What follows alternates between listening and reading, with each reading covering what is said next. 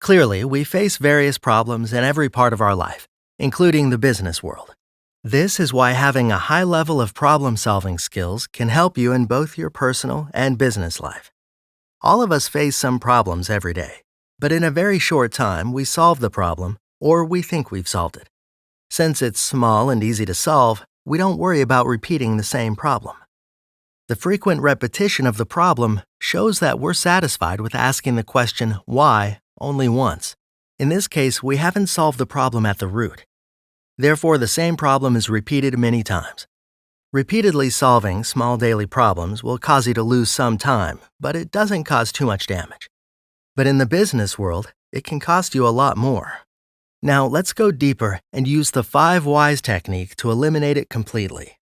The 5 whys technique was first used by Taiichi Ohno, an industrial engineer working at Toyota in the 1950s. He encountered frequent problems with the machinery in the factory where he was the administrative manager. His employees solved the problem with small interventions.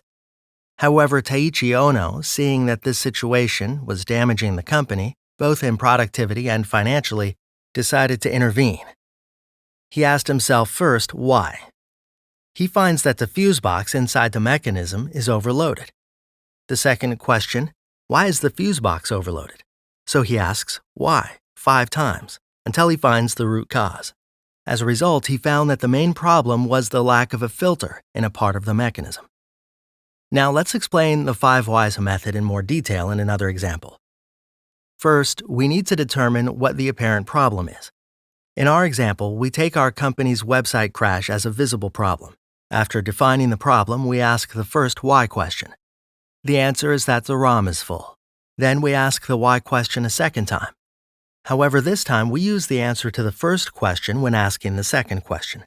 That is, our question this time is, why is the permanent memory full? The response we received indicates that the persistent memory is configured incorrectly.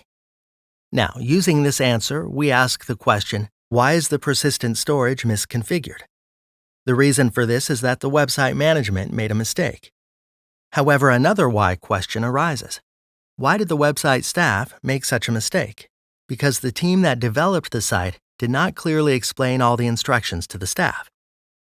The last, that is the 5th question, is why did the team develop the site to do such a thing?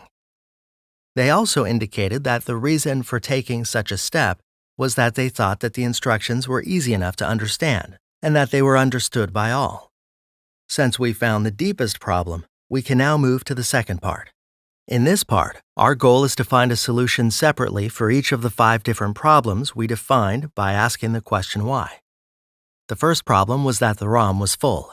With the intervention of computer-savvy employees, we can solve the problem in a short time and return the site to use. The second problem was related to misconfiguration. There's one step we can take to prevent this from happening again. We can create a special team of workers to test the site after each new configuration. With this, if there are any problems, we can reveal them before the site goes live. The third problem is that the site management made a mistake. The way to avoid this is to test the admin's knowledge after receiving instructions from the site development team. Depending on the test results, we can be sure that he will not make a mistake. The fourth problem was that the website development team did not provide clear instructions. You can work with a more professional team to solve this problem. But instead, you can also conduct training for the development of the team you're currently working with. Finally, we again had the problem of the site development team assuming that the instructions were universally understood. This can be solved simply by having a meeting with that team and asking them to be more specific. If we look at the example we looked at together, we can see that just by solving the first problem, the website becomes usable again. But the same problem would be repeated again and again because the site management team remained uninformed, and the team that created this site thought they understood all the instructions.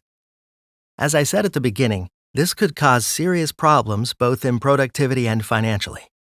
Although the technique is symbolically called 5 whys because of the incident I mentioned at the beginning, the main thing here is to repeat the question why until you find the root problem. You'll need to repeat this question maybe 3, maybe 7 times. As you can see from both examples, the key is to find the underlying problem. Then you have to work through all the problems you uncover until you get to that problem, including the root problem. By using the 5 ways technique, you can save time by fundamentally solving some recurring problems in both your personal and business life.